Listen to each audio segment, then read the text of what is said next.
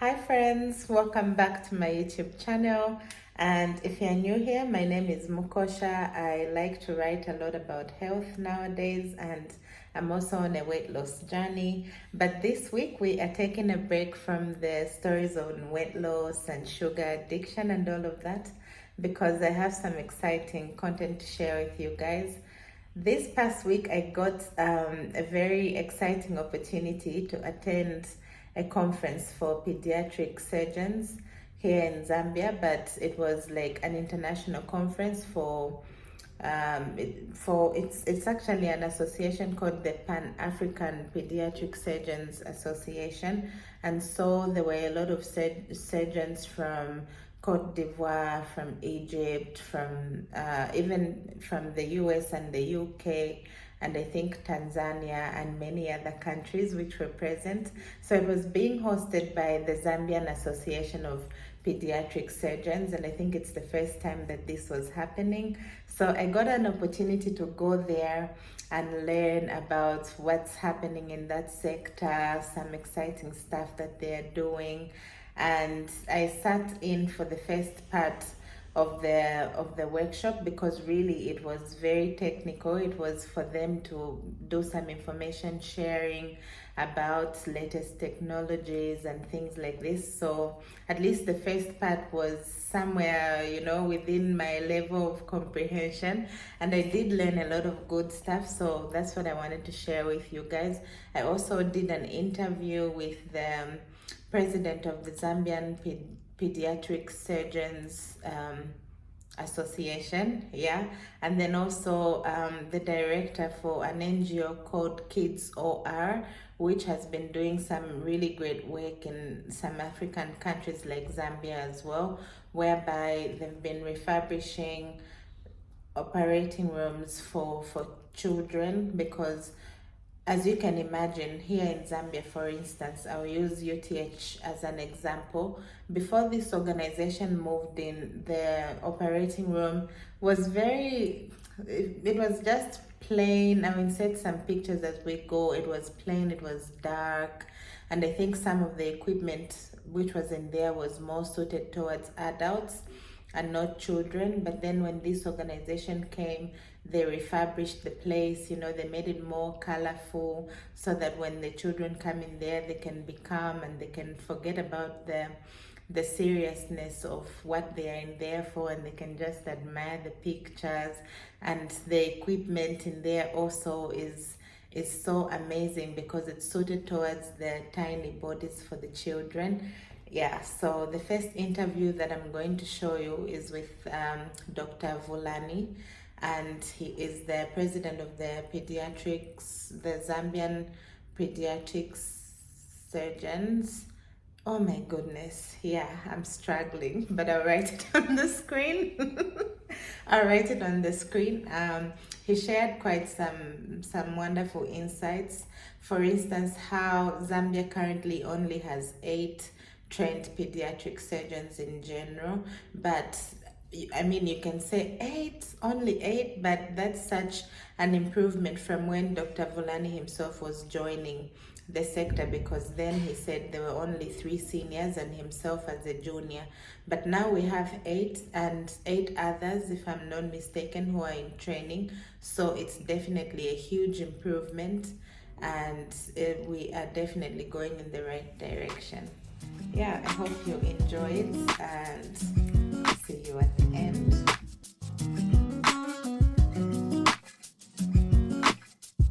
So yes, you can tell us a little bit about your organization and what you do. Okay, so I'm Bruce Bvulani.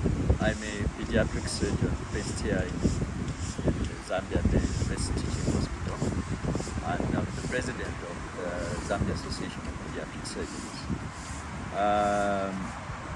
Pediatric surgery is a branch of surgery that looks at surgery of children. Pediatrics has to do with children, and so pediatric surgery has to do with children, and we look in the welfare of operating on children. Children is can be defined as ones who the newborns all the way up to about 16 years to 18 years in some countries. So we handle all kinds of conditions that children have. In the past, we used to handle even neurosurgical diseases, but with time, these have been taken over by the neurosurgeons, and they're developing their own pediatric neurosurgical specialists. Here in Zambia, some of the things that we have done are things like the separation of the Siamese twins, which hit the news in 2018, Mapalo and Lupe. But on the everyday, there are so many other surgical operations we do at the Invest Teaching Hospital, at Arthur Davis Children's Hospital in Dola, and at Levy Hospital, where we have another center. Our idea as Zambia Association of Pediatric Surgery is to enhance the practice of surgery, of pediatric surgery, the surgery of children, in terms of capacity building, research, and also outside the hospital.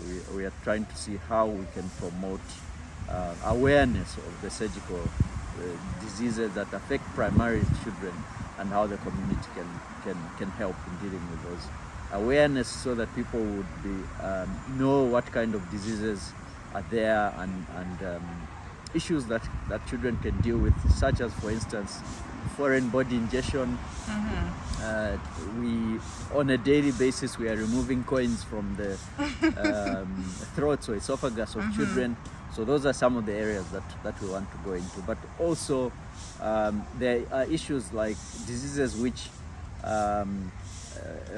parents tend to keep at home, which can be dealt with in the hospital, where they think perhaps there's no medical help, and so on. So those are the kind of areas that we're talking about. Could you just give maybe an example of a condition which a parent would just be keeping at home, not knowing there could be something? Yeah. Okay, there are conditions, for instance, like as an example, neurosurgical diseases, where a child who has been born with a disability in the spine, and perhaps they're not able to walk properly, and then over time they develop issues of soiling and so on. And parents may decide that this is just how this child is, and they may not bring them forth to the hospital, where there are possibilities of making that person's life better. We may not be able to cure them in instances like that, but we would be able to make their quality of life better. That's just one example that I can give you. And then parents, of course, may feel that they're the only ones who are experiencing such things, but when they know that this is a disease that is out there, then it gives them more confidence to want to seek medical attention in situations like that, for instance. Yeah. You mentioned earlier that mostly the most common thing you do is things like removing coins or foreign objects, but what other sort of common surgeries do you do? So I mentioned that because it's something that we do every day, but and I think it's because we use coins in circulation. But we do a lot of other operations. For instance, umbilical hernia, where you have at the belly button there's a defect in the muscle, and then there's a protrusion, which is common in girl children. We do repairs of those, and then lower down in the groin, there's what we call an inguinal hernia, a weakness, and that's you get a protrusion of contents from inside the abdominal cavity outside. So those are like the very common procedures that we do. But we have other procedures like where we remove tumors.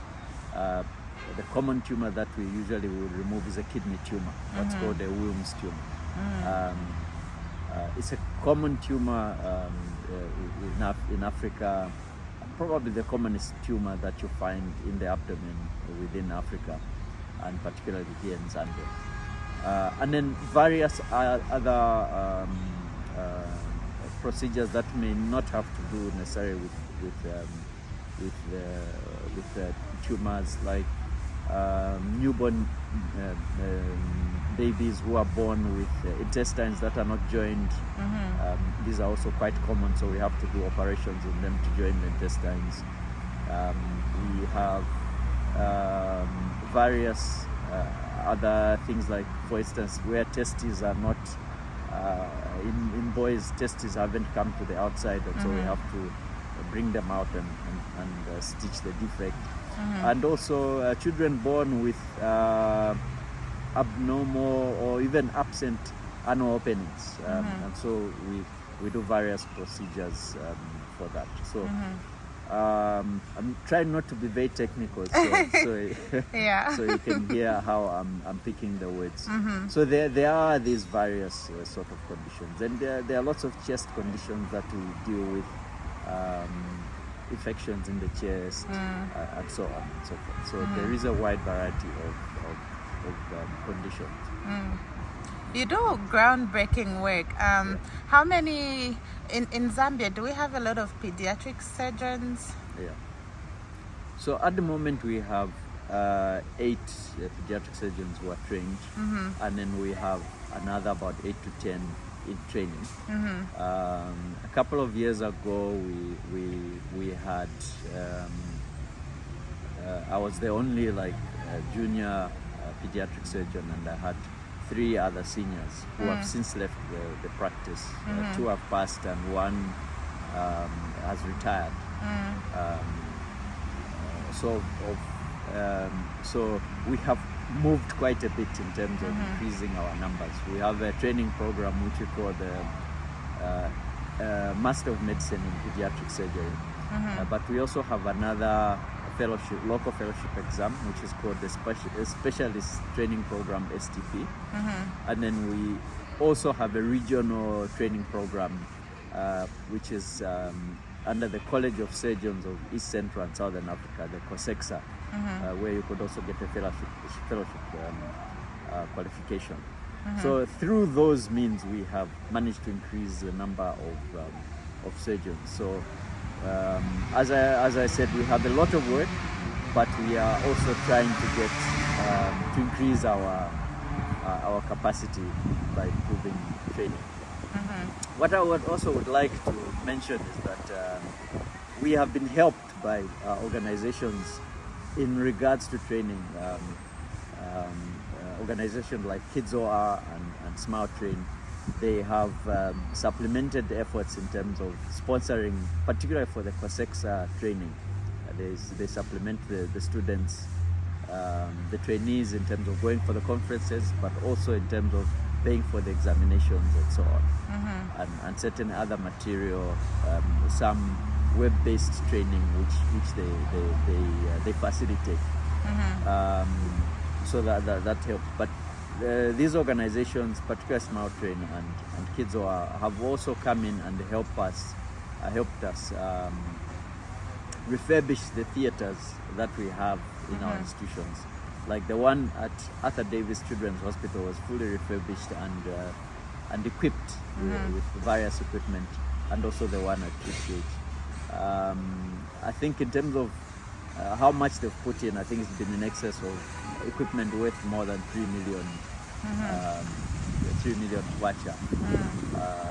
But it's a lot of investment that they've put in, and we continue to lobby them to help us with, say, instruments, for instance, to remove the foreign bodies from the throat and from the air pipe, the windpipe, and the food pipe, because these are common problems that we have. So that investment by our donors has also helped us to improve our capacity in what we can do, and we hope to see a better acquiring of more equipment in that, as we also learn the skills to use some of the other equipment, like for instance laparoscopy. That's minimal invasive surgery where you don't have to make a big scar on the abdominal wall, but you make small holes and you're able to look into the abdomen and to operate. That's probably one of the next frontiers that we are thinking, and that kind of equipment requires investment. So those are some of the areas that we are looking at.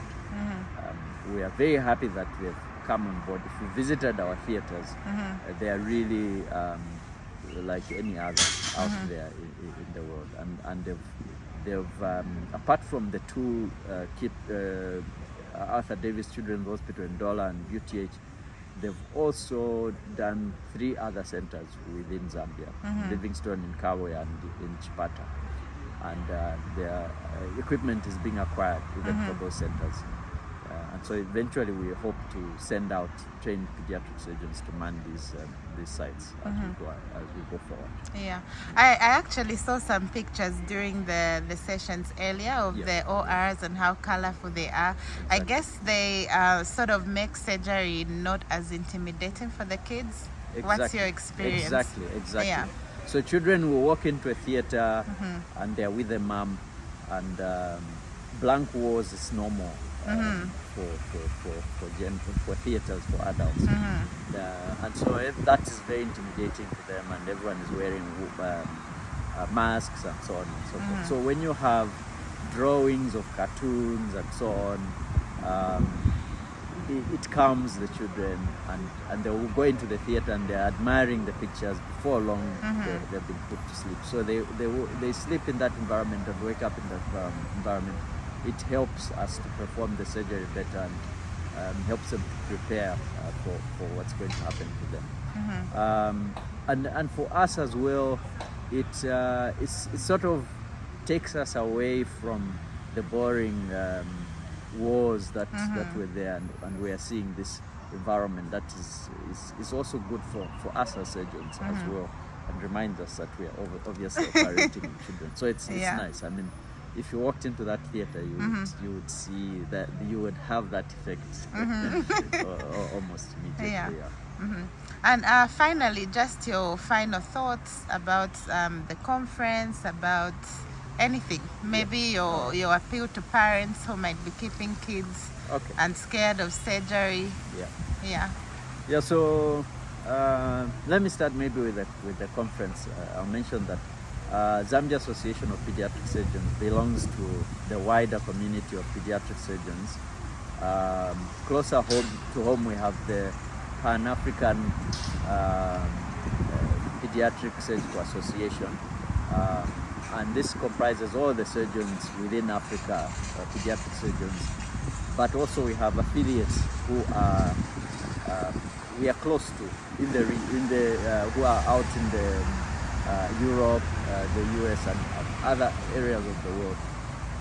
So about 4 years ago, at the last PAPSA conference in Egypt, the last physical conference, because we've had 2 virtual ones in between, we were able to bid to host, and this has come to fruition now. So we are having all these colleagues here, and we're able to see presentations from these various countries, everyone sharing their experience, how we can improve surgical care for children across Africa. And so it's a great honor for us to be able to host PAPSA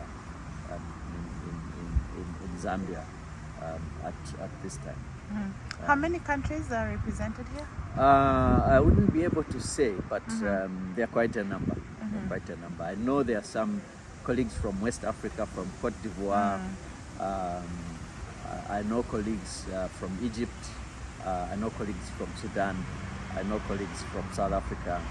I know colleagues from the US who've traveled, from the UK, and then colleagues from Tanzania, Zimbabwe, Botswana, and Namibia. So there are a number of countries represented. So that's about PAPS. It's an important organization for us as pediatric surgeons here in Africa, and this is an important meeting that we are hosting, and we're proud to have been able to host. Then maybe just a mention to parents out there. To begin with, I would like to say that with the increasing in our numbers of pediatric surgeons capacity, but also with our refurbishment of our theaters, we're able to do more than we were able to do before. So we've reduced quite a number of the burden, so people shouldn't be afraid to come and approach the facilities. But as always, it's very difficult to juggle between the more important cases and the ones that can wait. So you may find that at times we may ask you to hold on for something that may take a few more months, may not cause damage to the child, and can wait for another few months compared to say something that needs to be done immediately, like something like, for instance, if someone has a growing mass which can cause death, we would deal with that rather than a swelling which we would not, one can have for another few months. So they need to just bear with us when they come. And then for those mothers who have conditions which they would feel perhaps there's no help, or conditions where they feel they've not seen anyone deal with it, they should feel free to come and see us at UTH. You can visit us at the D block, or come to the Children's Hospital and they'll be redirected. Or indeed they could come to Arthur Davis Children's Hospital in Dola, or Levy Hospital and look for the pediatric surgical unit there. And then in the near future, other sites will be opened up also, and we'll be able to let you know where that is. So we're there to help you, and we're ready to help you. So we're looking forward to seeing them come and visit us. All right, thank you so much. Thank you.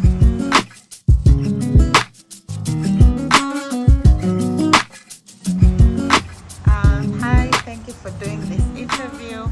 Could we just start by knowing what Kids OR does and a little bit more about you? Okay, so my name is Rosemary Mugwe. I serve as the Africa Director at Kids Operating Room, which is the Kids OR. Kids OR is an organization that has been in existence now for 5 years. And what we do is work very closely with the Ministries of Health and professional associations to create dedicated operating rooms in public facilities and sometimes mission hospitals, dedicated operating rooms for children's surgery. We work very closely with the Ministries of Health and professional associations to one, identify space to create dedicated operating rooms for children. That has to be in public hospitals, and sometimes we have gone into mission hospitals because we believe that's where the vulnerable children can access. We support the hospital make fit for purpose the room through renovation, and then thereafter we bring in state-of-the-art equipment that are suitable for children, specialized equipment for children, about 3,000 pieces for each theater, fully equipped to serve children. Each theater that we do invest in goes for about 300,000 USD, just to ensure that children have all the tools that are required. We further go ahead and support in training of pediatric surgeons. We give them grants and take them through the training program. We do not offer the training, we give them grants to and monthly allowances to ensure that they are learning in the institutions they are at, and also collaboratively work with the Ministry of Health to ensure that they are deployed in the facilities that we have helped them create, so that once we have the tools and the skills, then there is impact. We have children getting safe, affordable, and accessible surgical care that they need. Over and above that, Kids OR is involved a lot in research, advocacy, and policy formulation, and recently in innovation.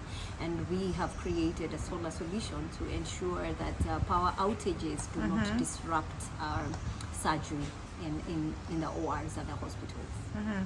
So in terms of Zambia, have you renovated any OR to suit the kids?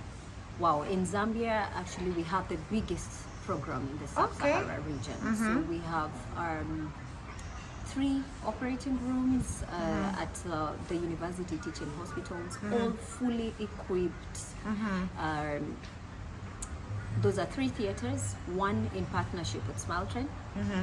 We have also done the same for Arthur Davidson's hospital in Ndola. 3 of them also. And each, like I said, with the package that I talked about, like, you know, the equipments and the renovations. 3 also at Arthur Davidson's, 1 in partnership with Smile Train. We have gone ahead and recently completed a similar project at the Kabwe Hospital. We have also completed at Chipata, and as we speak right now, we have a shipment coming in for Livingstone Hospital. Okay, wow. Yes, so we've done quite a lot, and on the pipeline we also have Kitwe Hospital coming along. So it's been a country that we've had lots of investment. We are continuing to do, and there's political will, and the environment is enabling. Over and above that, for Zambia, we have had 5 scholars doing pediatric surgery. 1 completed last year and has been deployed at the university teaching hospital, and we have 4 in training right now. All right, that's great work. What keeps you going in this field? Is it the faces the faces which you see on the kids' faces after they come out of the surgery? And I saw an illustration where you showed you really try and make it so colorful, I guess, to make them happy. Yeah. So what keeps us going is the fact that health is a human right. Access to surgery when you need it is a human right. Yes. So we have all these commitments that say that you're looking at children. Children take up 45 to 50% of each country's population in Africa, in the Sub-Sahara region specifically. So it is so heartening to find a child who just had a broken leg playing live a lifelong disability because they do not access that timely surgery when it is needed. It's heartbroken, very, very heartbroken, because there are children, when they have a broken leg, it's just a matter of going into the theater and having a surgery. So looking at those social economic differences should not define who gets access to health or not. Again, when we look at it in another perspective of equipments, we see that most of the hospitals, most of the equipment are adults, are for adults. And then you have a neonate, a child who is 1 day born, who actually needs an equipment fit for their system. They have everything about them is small. But the pediatric surgeons or the surgeons in the hospitals are forced to actually, supplement those equipments to be able to operate on these children. That also makes it difficult for them. And if we bring in the right tools, it's easier. Everything becomes easier for them. The surgery becomes safe. You give them more confidence. And then when you look at also the theaters that we always go to, they're all, either walls are all so dull, the room is so dull, and a children gets into the theater and they're all so scared.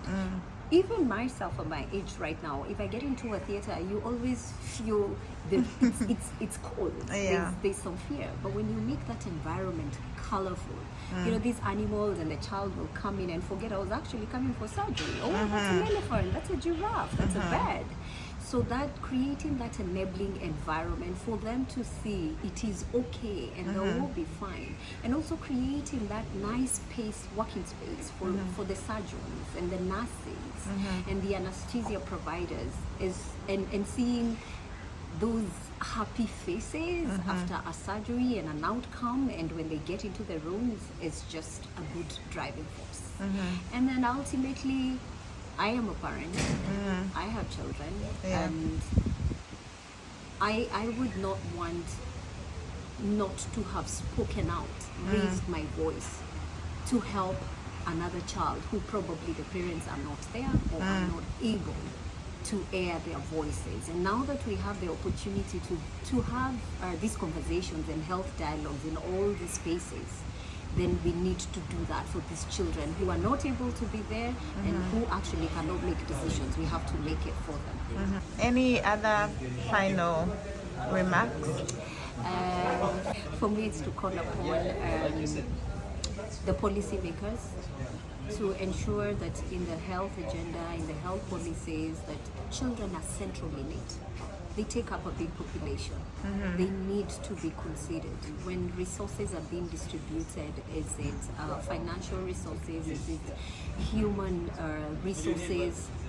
Consideration of children has to be done for them to get that health care, because they need that specialized care. So I'm calling upon them to ensure that in every health dialogue, children are discussed. In every health policy that's being written up, we have the specialists who care for children being involved and having that agenda in the policies.